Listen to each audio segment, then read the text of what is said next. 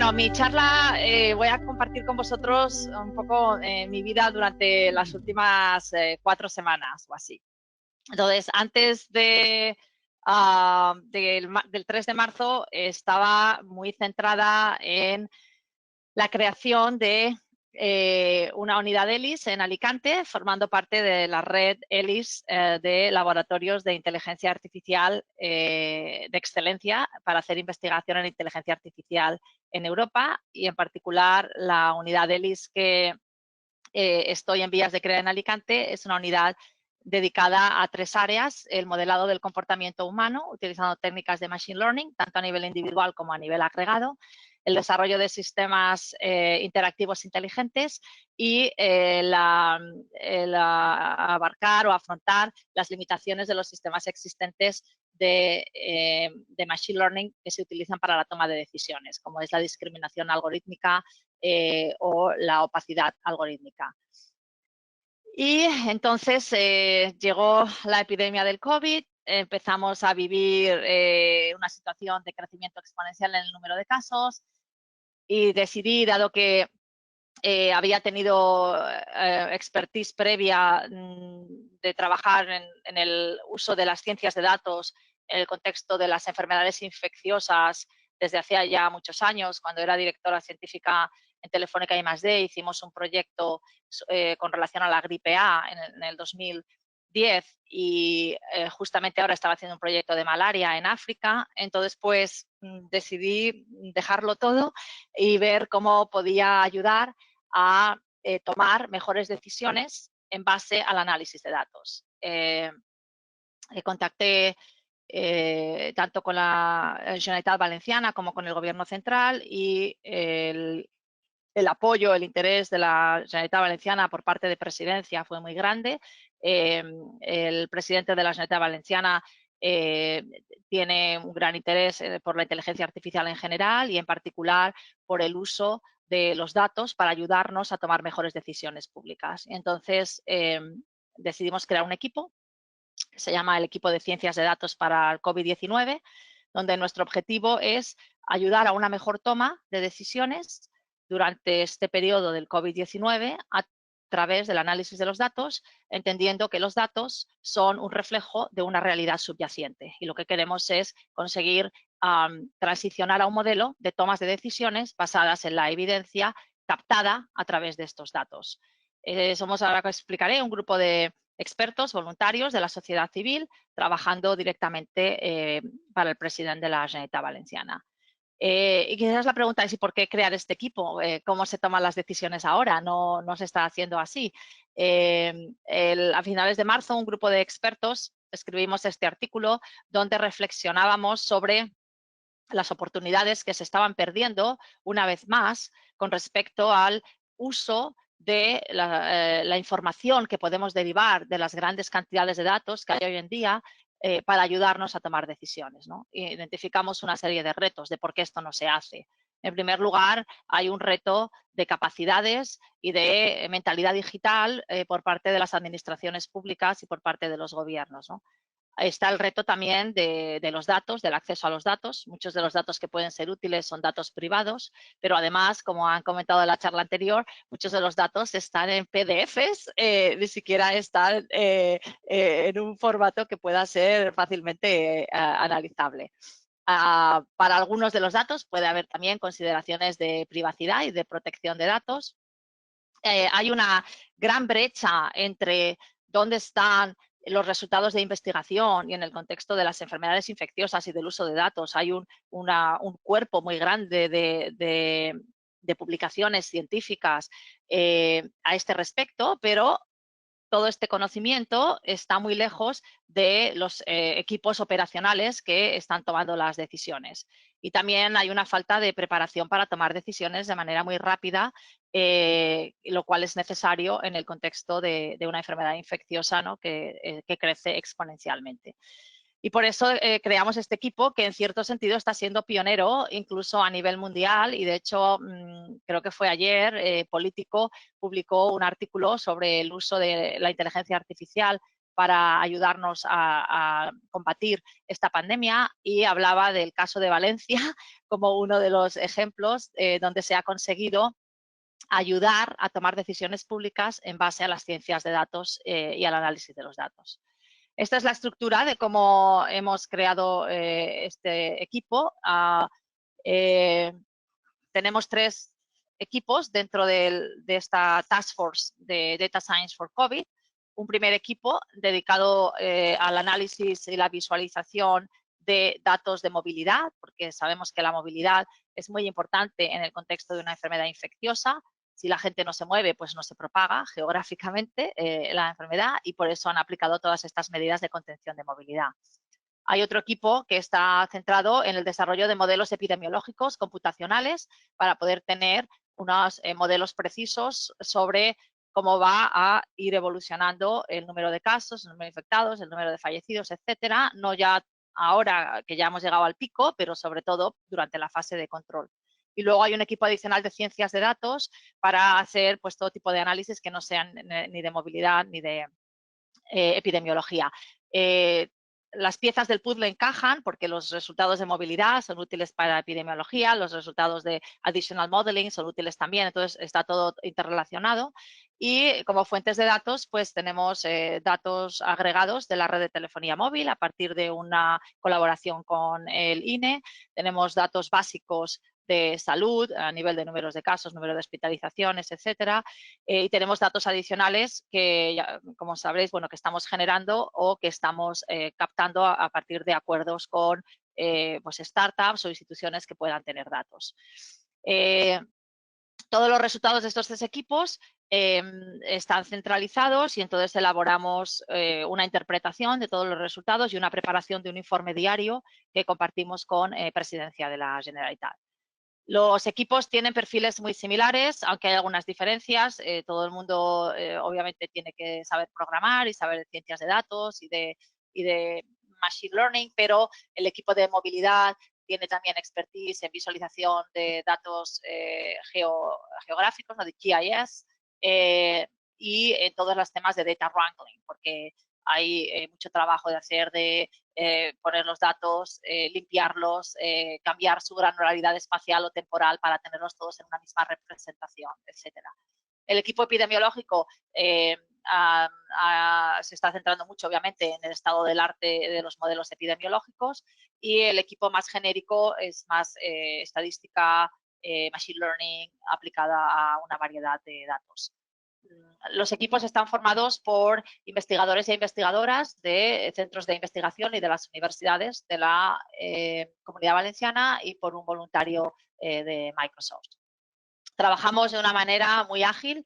Tenemos una reunión todos los días a las 9:30, donde planificamos las prioridades del día.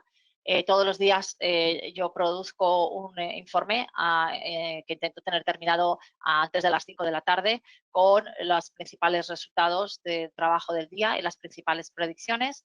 Tenemos un repositorio de código común en GitHub. Utilizamos Slack para la comunicación, y todo el mundo ha firmado unos acuerdos de colaboración con un código ético con respecto al análisis de los datos. Y ahora quería compartir con vosotros brevemente algunos de los resultados que hemos ido teniendo o que estamos teniendo en estas 2-3 semanas de trabajo. En el equipo de movilidad, algunas de las preguntas con valor para la toma de decisiones públicas que queremos poder contestar son relativas a los cambios que puede haber habido de movilidad en la población como resultado de las medidas de contención, qué medidas han funcionado, qué medidas no han funcionado, en qué grado han funcionado, qué tipo de movilidad se ha reducido, la de larga distancia, la de corta distancia. Hay lugares donde deberían a lo mejor introducirse nuevas medidas porque no han sido efectivas, ¿no? O al revés. Esta es una visualización de la movilidad entre diferentes celdas, que es el nivel de representación de los mapas de los datos agregados de la red de telefonía móvil después de que se adoptasen las medidas de contención. Entonces, efectivamente, se ha reducido mucho la movilidad, como ahora veréis con algunos datos cuantitativos. Por ejemplo, si miramos el radio de giro, que es el radio de la circunferencia que comprendería la mayoría de los lugares donde se ha movido la gente, pues encontramos que se ha producido una reducción incluso superior a la media nacional en la Comunidad Valenciana y que en Alicante y en Valencia el radio de giro ha descendido en un 65%. Es decir, si antes de las medidas de contención el radio de giro medio eran 10 kilómetros, pues como consecuencia de las medidas de contención sería de 3,5 kilómetros. Otro análisis de movilidad que hemos hecho es con respecto a la campaña de quedarse en casa. La pregunta que queremos contestar es, ¿realmente la gente se está quedando en casa o no? Estos datos de la red de telefonía móvil no tienen una granularidad espacial lo suficientemente fina como para saber si están en su casa o no las personas, obviamente. Entonces, el concepto de casa en este contexto es lo que se conoce como tu zona de residencia, que son unas celdas definidas por el INE que tienen que tener como mínimo 5.000 habitantes y hay 3.500 de estas celdas en España y se ven representadas aquí en este mapa.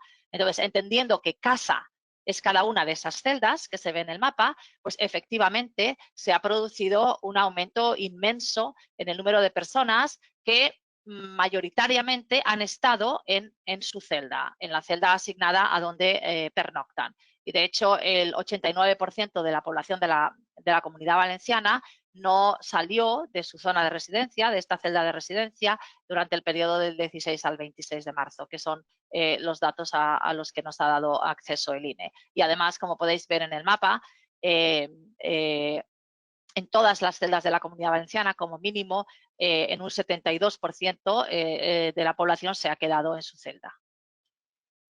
Para poder tener una información más fina que este concepto de celda o de área de residencia, lanzamos hace 2 semanas y media un cuestionario a la ciudadanía que se ha convertido en la encuesta ciudadana probablemente más grande, una de las más grandes que se han hecho con respecto al COVID-19. Hemos hecho 2 oleadas. La primera oleada fue el último fin de semana de marzo. Contestaron más de 140.000 personas y la segunda oleada ha sido este último fin de semana y contestaron unas 18.000 personas. Y en este cuestionario hay una de las preguntas que hacíamos era para realizar qué actividades la gente había salido de su casa y una de las opciones era no he salido de mi casa. Mirando estas respuestas vemos que el 9% de los participantes en la primera oleada o el 10,1% de los participantes en la segunda oleada no salieron de su casa, literalmente. Ahora sí que estamos hablando del hogar. Además, un 74% de los participantes reportaron que podían estar en esta situación de confinamiento, de quedarnos en casa, de entre 1 y 6 meses, lo cual es un porcentaje muy elevado para ser un periodo de tiempo en lo mínimo un mes, ¿no? Y lo máximo 6 meses. La siguiente dimensión que hemos analizado es la movilidad laboral. Como sabéis, la última medida que se ha implementado es una medida para la reducción de la movilidad laboral. Y queríamos entender qué impacto había tenido esta medida y si esta medida efectivamente se traduce en una menor movilidad observada en la población. Según la encuesta, en la primera oleada, que fue antes de que se implementaran las medidas de contención de movilidad laboral, un 33% de participantes habían salido, de los participantes que trabajaban habían salido de sus casas para ir a trabajar y ese porcentaje efectivamente se ha reducido en esta última semana en la que se han implantado medidas de contención de movilidad laboral a un 26,1%. Y además estudiamos el teletrabajo y vimos que en la primera oleada es aproximadamente un tercio de la población que está teletrabajando. Curiosamente, en la segunda oleada de respuestas de la semana pasada, después de que se hayan implantado las medidas de contención laboral, el porcentaje de teletrabajo no ha subido, lo que sí ha subido es el porcentaje de gente que ha declarado que no han trabajado en esta semana, desde que se han implantado las medidas de contención de movilidad laboral. Si miramos los datos de la red de telefonía móvil, lo que vemos es que en media, en la Comunidad Valenciana, observamos un 58% menos de personas fuera de su área de residencia durante horario laborable que en un periodo de referencia en noviembre. Tomamos como un día baseline que represente el comportamiento normal de la población, un día laborable de noviembre. Y cuando comparamos cuánta gente ha salido de su área de residencia, de su celda de residencia, en horario laborable ahora, en comparación a cuánta gente salía en noviembre, vemos que en media hay un 58% menos de población que ha abandonado su zona de residencia. Además, utilizando la red de telefonía móvil de nuevo, pero otra fuente de datos, estudiamos el porcentaje de cambio en el número de móviles observados durante horario laborable en 2 semanas de marzo, en la semana del 16 y en la semana del 23, clasificando entre si eran personas que pernoctaban dentro de la Comunidad Valenciana o no. Y lo que observamos es que en la primera semana ya hubo una caída muy grande en el número observado de personas en horario laborable, pero la segunda semana esta caída ha sido mucho mayor, sobre todo para personas que pernoctan fuera de la Comunidad Valenciana, gente que viene aquí a trabajar pero que vienen de otros lugares. También, como sabéis, esta zona es una región que tiene mucho turismo y teníamos un interés especial en entender la movilidad del turismo. No tenemos datos de roaming, entonces estos datos están solamente basados en si son móviles que pernoctan fuera o dentro de la Comunidad Valenciana. Y efectivamente observamos una caída importante en el número de móviles observados que vienen de fuera de la Comunidad Valenciana, y hay zonas muy concretas como Benidorm, donde observamos un 53% menos de personas de fuera de la Comunidad Valenciana que en la semana baseline de noviembre, y estos datos son para la semana del 16 de marzo, es decir, al principio de las medidas de contención. Estos son algunos ejemplos del trabajo que estamos haciendo en el área de movilidad, donde el principal objetivo es entender el impacto que están teniendo las medidas de contención, pero también poder hacer matrices de movilidad que sirvan de entrada para el segundo equipo de trabajo, que es el equipo de trabajo de los modelos epidemiológicos. El principal objetivo de este equipo es poder contestar preguntas como cuánta gente infectada hay o habría bajo diferentes escenarios de contención de movilidad, están siendo suficientes estas medidas o no, cuáles son las principales causas de infección, etcétera. Tenemos diferentes acercamientos de modelos epidemiológicos y el que hemos estado utilizando durante más tiempo, desde el principio, es un modelo metapoblacional del que seguramente habéis oído hablar, que se llama SEIR, donde lo que consiste es en dividir a la población en diferentes estadios en los que puedes estar. Inicialmente, todo el mundo está en el estado de susceptible, porque todos somos susceptibles de ser infectados por el COVID-19, porque ninguno, en teoría, estamos inmunizados, porque ninguno hemos experimentado este virus antes en nuestra vida, ¿no? Entonces, un porcentaje de la población susceptible, y ahora explicaré estos parámetros, en función de lo que se conoce como la tasa de transmisión, se convierte en expuesta. Es decir, hay un porcentaje de la población que ha sido expuesta al virus. De ese porcentaje que ha sido expuesto, otro porcentaje que depende, es la inversa del periodo de incubación, se vuelve infeccioso, ¿no? Ha desarrollado la enfermedad. Y luego otro porcentaje que está relacionado con la tasa de recuperación se recupera. Y una vez se recupera, en principio no pasa a ser susceptible, a no ser que sea una enfermedad en la que puedas volver a tenerla muchas veces en un periodo corto de tiempo. La hipótesis para el COVID-19 es que, al menos en principio, en el corto plazo, si ya has superado la enfermedad, en principio estarías inmunizado y no la cogerías otra vez. Este tipo de modelos son unos modelos dinámicos donde vas actualizando cada una de estas poblaciones en cada paso del tiempo. Y viene dado por estas ecuaciones donde básicamente pues vas restando de los susceptibles los que han sido infectados, de los expuestos los que se convierten en infectados, de los infectados los que se van recuperando, ¿no? Etcétera. Y la clave para que funcione este tipo de modelo es identificar muy bien el valor de todos estos parámetros, ¿no? Del parámetro de transmisión, del parámetro del tiempo de incubación, del tiempo de recuperación y del famoso R0, que es la división entre la tasa de transmisión y la tasa de recuperación. En estos modelos, además, se puede incorporar la movilidad, porque las poblaciones no son estables. Serían estables si es una población aislada. que no tienen ningún tipo de interacción con otras poblaciones. Pero a través de la movilidad esto no es así y las poblaciones tienen interacciones con otras. Entonces, en el modelo se puede incorporar también la movilidad para tener en cuenta que estas poblaciones van cambiando a lo largo de cada día, ¿no? En función de la movilidad. Y esta es la conexión entre el equipo de movilidad y el equipo de epidemiología. Este es un ejemplo del modelo aplicado a los datos de la Comunidad Valenciana y lo que hemos hecho, entre otras cosas, es una vez hemos validado el modelo con los datos actuales, hemos relajado las diferentes medidas de contención como si no se hubiesen tomado y entonces pues nos han salido diferentes escenarios de cuántos casos habría habido si no se hubiesen adoptado diferentes medidas de contención, ¿no? Este es un ejemplo para que os hagáis una idea, esto de aquí abajo sería esto de aquí y esto es el número de casos que habría habido si no se hubiese hecho nada, ¿no? Estamos hablando de órdenes de magnitud más.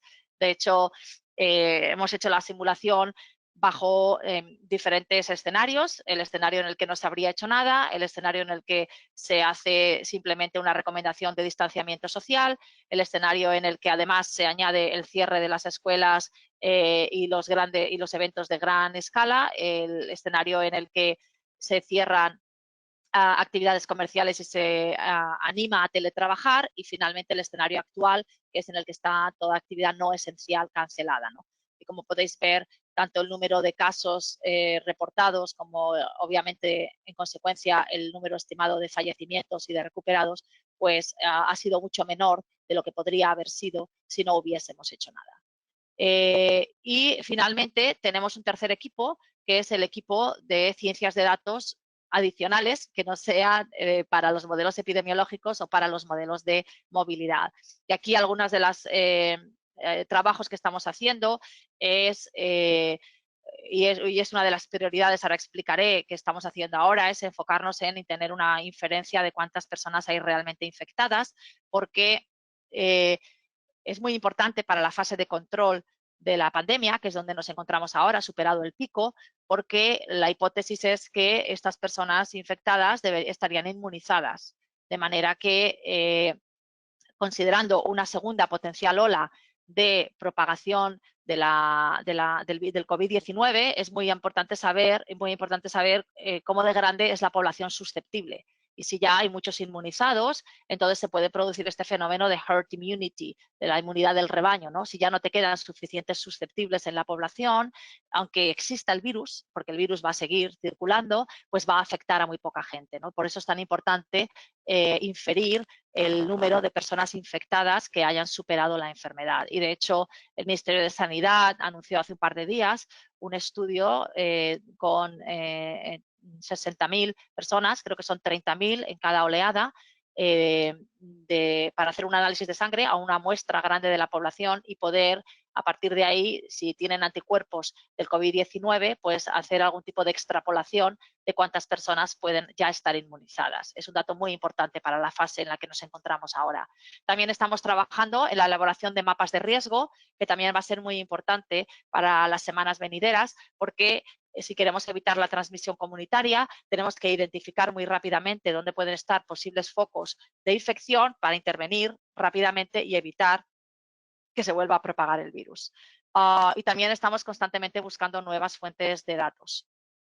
Dentro de estas nuevas fuentes de datos y dándonos cuenta de que había preguntas para los que no teníamos los suficientes datos como para contestarlas con fiabilidad, decidimos lanzar esta encuesta que se llama The COVID-19 Impact Survey para enfocarnos fundamentalmente en 4 áreas. En primer lugar, entender el comportamiento social, de contacto social durante estas semanas de confinamiento.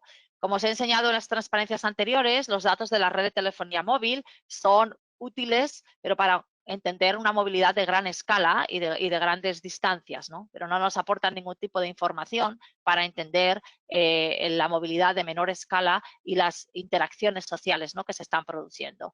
Y por eso en el survey hay una sección entera sobre contactos sociales. También teníamos mucho interés en entender cuál es el impacto real, económico y laboral que el COVID-19 está teniendo en las personas y qué prevalencia de síntomas puede haber en la población para ayudarnos a contestar esta pregunta de cuántas personas pueden estar infectadas y también entender si hay o no una falta de tests y qué volumen de tests serían necesarios en base a las respuestas con respecto a la prevalencia de síntomas.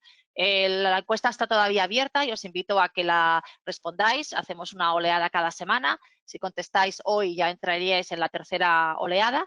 Y es muy corta, son solamente 24 preguntas y se contesta en 2 o 3 minutos.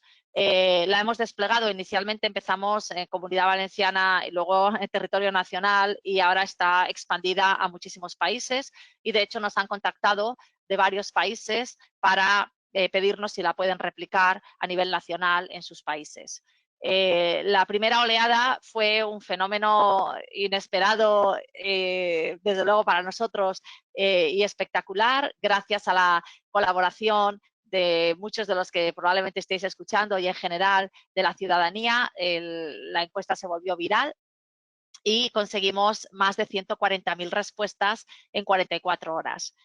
Con lo cual se ha convertido en una de las encuestas más grandes que se han hecho del COVID-19. Aquí podéis ver el número de respuestas por hora en ese fin de semana del 29, ese es el domingo 29 de marzo, y como podéis ver hubo momentos del día en los que teníamos más de 15.000 respuestas a la hora, lo cual es algo que no nos podíamos haber imaginado. Y creo que es una historia inspiradora de solidaridad y de colaboración ciudadana y de participación ciudadana para ayudar en este esfuerzo de tomar mejores decisiones basadas en la evidencia. Sintiendo una gran responsabilidad a la ciudadanía y también, obviamente, una presión temporal de entender las respuestas para poder ayudar a tomar mejores decisiones, trabajamos muy duro desde la tarde del 30 de marzo y luego todo el 31 de marzo y conseguimos publicar los resultados iniciales del análisis de esta encuesta el miércoles 1 de abril, donde derivamos una serie de implicaciones interesantes en la toma de decisiones públicas, ¿no? Y ahora explicaré un poco los resultados. Esto es importante porque algunas de las estrategias que se puedan adoptar ahora, después, cuando estemos en la fase de control de la epidemia, pueden estar guiadas o influenciadas por los resultados de esta encuesta. Si miramos las dimensiones de la encuesta, con respecto al contacto social, estos son los resultados de la primera oleada. Como he comentado, un 9% de las participantes no salieron de sus casas, un 48% salieron para atender necesidades de primera o para comprar productos de primera necesidad, como son comida o ir a la farmacia. Solamente un 5% usó algún tipo de medio de transporte compartido. Un 22% de las personas mayores, no lo he mencionado, pero la encuesta es 100% anónima, no hay ningún tipo de información personal, lo que sí es una información demográfica. Si la persona quiere contestarla, todas las preguntas son opcionales, la única pregunta que no es opcional es el consentimiento informado. Entonces, pero la mayoría de las personas contestaron la información demográfica, que consiste en rango de edad, sexo y código postal. Estas respuestas, como veis, todos estos resultados hacen referencia a 127.780 respuestas, que ya son respuestas filtradas, eliminando todas las que contestaron con códigos postales no válidos o con inconsistencias en las preguntas. Aplicamos un poquito de inteligencia en la selección de las respuestas para filtrar ruido, porque al ser una encuesta in the wild, lanzada a la ciudadanía, obviamente hay un cierto nivel de ruido en las respuestas y tenemos que filtrarlas para asegurarnos que lo que estamos analizando son datos más o menos fidedignos de respuestas reales, ¿no? Entonces, como tenemos los rangos de edad, nos interesa particularmente el rango de edad vulnerable en el contexto del COVID-19, que serían personas mayores de 60 años, y vemos que un 22% regularmente tienen a alguien que viene a su casa, lo cual puede ser una potencial fuente de infecciones. Y además un 28% de los participantes reportaron no tener suficiente infraestructura y medios para hacer una cuarentena efectiva. Eso también es muy importante para la fase de control, porque lo que necesitamos es identificar temprano los casos positivos y ponerlos en cuarentena temprano para evitar que se propague la enfermedad. Con respecto a la movilidad laboral, esto ya lo he comentado, de los que trabajaban, aproximadamente un tercio fueron a trabajar y aproximadamente un tercio estaban teletrabajando. La resiliencia fue una de las áreas donde tuvimos una sorpresa positiva con relación a la gran resiliencia y participación y colaboración ciudadana con las medidas de contención. Un 44% de los participantes reportaron que podrían estar en confinamiento un mes y fue la respuesta más popular. Pero es que además hubo un 30% adicional que respondieron que podrían estar de 3 a 6 meses, lo cual es un periodo de tiempo muy largo, pero al mismo tiempo realista con la expectativa de que el COVID-19 va a estar presente en la sociedad. Un 46% pensaba que el gobierno debería hacer más cosas para contener la pandemia y solamente un 2% pensaba que las medidas eran demasiado estrictas. Esto es importante saberlo para entender qué reacción o qué respuesta por parte de la ciudadanía está habiendo con respecto a las medidas de contención, ¿no? Y lo que observamos es una gran solidaridad con respecto a las medidas de contención. En el pacto económico tenemos solamente un 66%, o sea, un 66% de las personas dijeron que no les estaba afectando económicamente. Hay que tener en cuenta que tenemos un porcentaje muy grande de participantes que trabajan en el sector público, donde el impacto es menor, y un 6,5% declararon haber perdido el trabajo. Y quizás lo más importante, uno de los resultados más importantes fue que el 76% de los encuestados que declararon ser positivos de COVID-19 sabían o habían estado en contacto directo con otra persona infectada, que formaba parte de su hogar o de su círculo de amigos, de familiares, de clientes o de pacientes. Es decir, parece que la fuente de la infección en la mayoría de los casos es conocida. Esto también es muy importante para la fase de control. Y luego, para contestar la pregunta de la prevalencia de la enfermedad, pues un 17% de los que contestaron la encuesta reportaron tener al menos uno de los síntomas del COVID-19. Estos son los resultados de la segunda oleada, que son muy similares, y solamente observamos diferencias significativas entre la primera y la segunda oleada en el trabajo, porque obviamente se habían implementado medidas de contención laboral, en la resiliencia, porque ya mucha menos gente piensa que se tendrían que tomar más medidas, lo cual tiene sentido porque ya se han tomado muchas medidas.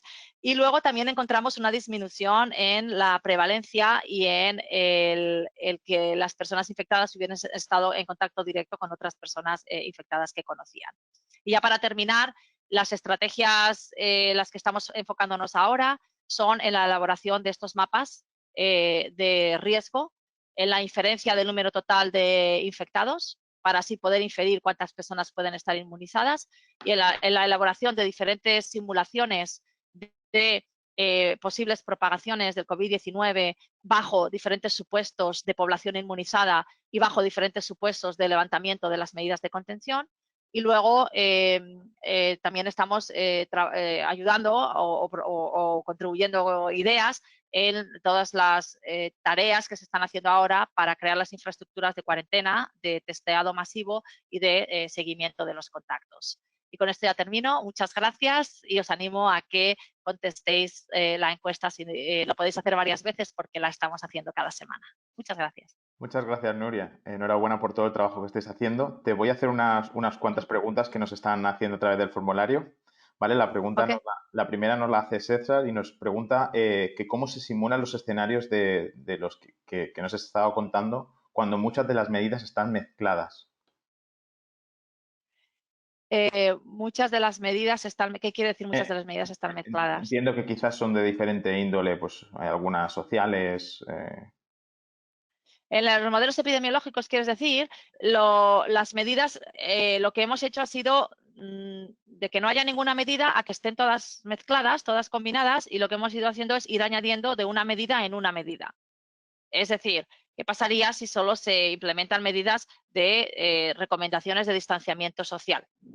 Pues pasaría esto. ¿Qué pasaría si además del distanciamiento social cerramos los colegios? Pues pasaría esto. ¿Qué pasaría si además cerramos las tiendas que no sean esenciales? ¿Qué pasaría si además cerramos toda actividad no esencial?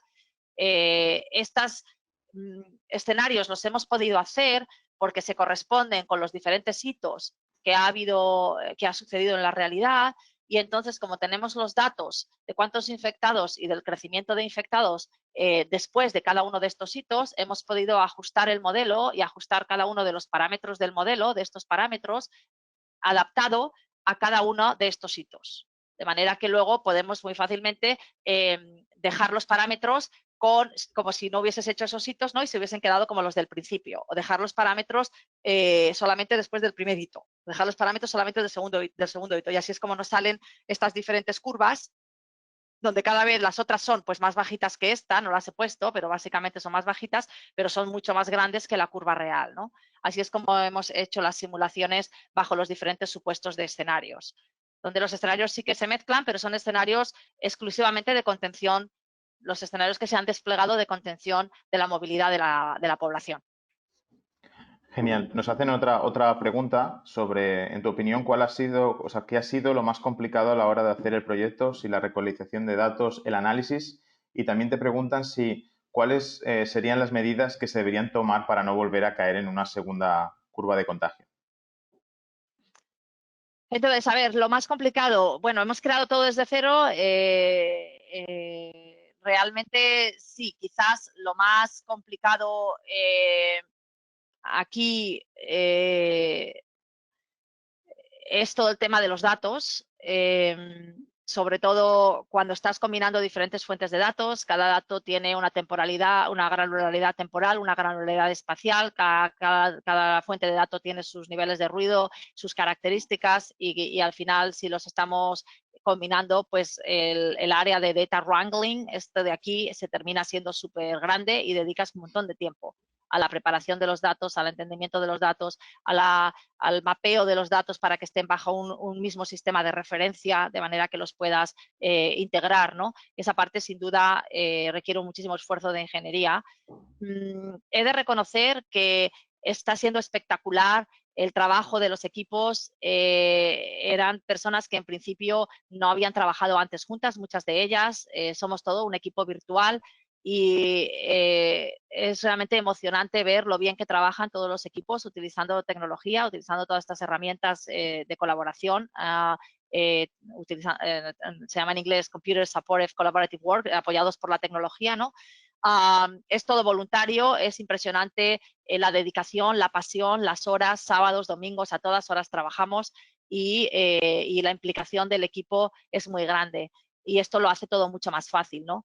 Creo que es un ejemplo muy bonito de participación de la sociedad civil con las administraciones públicas para la toma de decisiones y el nivel de altruismo y de pasión de toda la gente es muy grande y además sostenido en el tiempo, porque ya llevamos varias semanas y bueno, todo el mundo viene a la reunión de las 9:30, estamos todo el día trabajando, los domingos tenemos reuniones, los sábados. Realmente en ese sentido está siendo muy fácil, porque la involucración de todas las personas es máxima.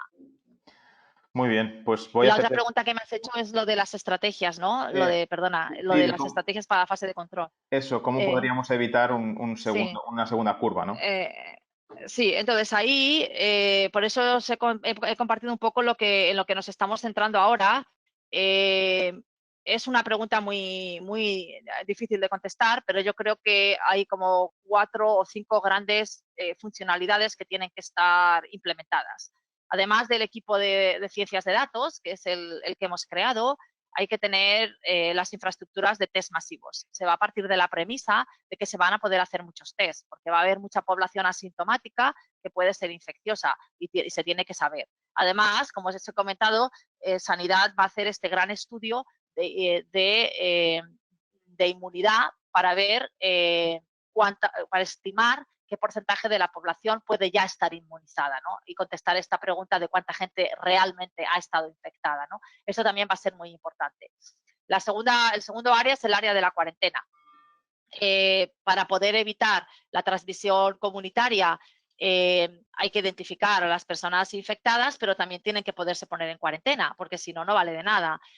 Como os he comentado, según el survey, un 28% de los encuestados dijeron que no tenían la capacidad de poder hacer una cuarentena efectiva, probablemente porque vivan en una casa donde viven muchas otras personas y no tienen una habitación para aislarse, ¿no? Entonces, poder tener una infraestructura de cuarentenas, yo creo que puede ser crítico para evitar esta transmisión en los hogares, ¿no? Que es una de las principales fuentes de transmisión, y luego del hogar, ¿no? A otros sitios. Luego está el tema de las aplicaciones móviles y lo que se conoce como contact tracing. hacer un traqueo de los posibles contactos, ¿no? De nuevo, para evitar la transmisión comunitaria. Y finalmente, creo que es muy interesante el hacer consideraciones especiales para colectivos especiales, como son las personas mayores o las personas que trabajan en el sector sanitario y en los servicios esenciales. Es complejo cuando lo piensas en todo a la vez y cuando piensas que se van a ir levantando las medidas de contención de la movilidad y vamos a ir volviendo a la normalidad, pero al mismo tiempo tenemos que tener esta detección temprana para poder evitar una transmisión comunitaria, ¿no? Y por eso una de las tareas que estamos trabajando ahora es en la elaboración de estos mapas de riesgo, donde combinemos tanto la prevalencia de la enfermedad como el perfil demográfico, como la movilidad entrante, como la movilidad saliente, para, de manera dinámica, poder ir viendo dónde se pueden estar produciendo hotspots e intervenir rápidamente para evitar llegar a una transmisión comunitaria. Habiendo dicho esto, va a cambiar mucho la situación en función de qué porcentaje de la población ya esté inmunizada. Y por eso es tan importante saber esa cifra. Genial. Y por último, la última pregunta para cerrar este congreso. En tu opinión, ¿cómo crees que este COVID-19 va a cambiar la mentalidad de todos en cuanto a la movilidad y el trabajo? Y si parece claro que muchas empresas han tenido que digitalizarse ante esta situación. Sin duda, a ver, yo creo que el impacto está siendo y va a ser profundo desde muchos puntos de vista, ¿no?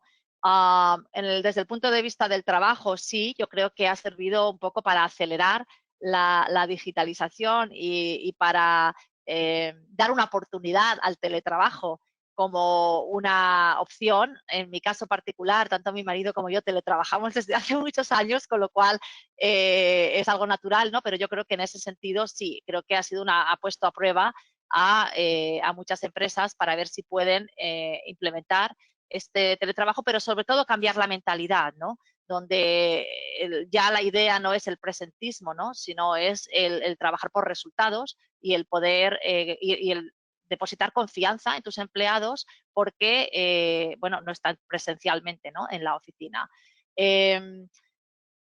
Todavía no sabemos el impacto social que puede tener con respecto a las relaciones, ¿no? Sociales. La cultura española, igual que la cultura italiana, son culturas gregarias, son culturas muy sociales, son culturas de conformismo al grupo y son culturas de físicas, donde hay mucho contacto físico, lo cual no es igual en otros países, por ejemplo, anglosajones o en culturas asiáticas. Eso combinado con el perfil demográfico, donde tenemos un envejecimiento, ¿no?, de la población, yo creo que han sido los dos elementos que han contribuido a que el impacto dentro de Europa haya sido grande en Italia y en España, ¿no? Eh, eh, Sería triste desde mi punto de vista personal, ¿no?, que perdiésemos esos elementos distintivos de nuestra cultura, ¿no? Pero entiendo que en el corto plazo pues vamos a tener que tener un distanciamiento social hasta que no tengamos una garantía de que hay inmunidad del rebaño, ¿no? O de que hay suficiente gente inmunizada o un tratamiento farmacológico, o bien un tratamiento eficaz o una vacuna. Pero bueno, yo mi ideal, ¿no? Y también por lo que trabajamos es por intentar, como se dice en inglés, cuando la vida te da limones, haz limonada, ¿no? Intentar reflexionar sobre qué elementos positivos podemos identificar, ¿no? A partir de aquí. Por ejemplo, si nos está sirviendo para establecer una serie de protocolos y crear una serie de infraestructuras que nos permita estar mucho mejor preparados para una potencial segunda, cualquier circunstancia de cualquier otra enfermedad infecciosa o esta misma, ¿no?, que pueda suceder. Si nos está ayudando a transicionar a un modelo de toma de decisiones basadas en datos, esto es algo que puede ya quedarse, ¿no?, para el futuro. Si nos está ayudando a digitalizarnos, ¿no?, pues quizás esos elementos puedan tener un aspecto positivo dentro de la tragedia, ¿no?, y del drama que está representando el COVID-19 para la sociedad y que, como he dicho, todavía está por ver, ¿no?, porque el impacto va a durar más que el pico, ¿no?, porque el pico ya lo hemos superado. Así que, desde luego, con nuestro trabajo estamos intentando demostrar el valor de las ciencias de datos para ayudar a la toma de decisiones públicas, ¿no? Y yo espero que esa filosofía, ¿no?, y al haber transicionado a esta mentalidad, de ayudarnos en el análisis de los datos para la toma de decisiones, espero que sea algo que ya se pueda operacionalizar y forme parte de la manera de trabajar en el futuro también. Muchas gracias a vosotros, enhorabuena por la organización y por hacerlo posible y por preparar un programa tan interesante y bueno, a trabajar.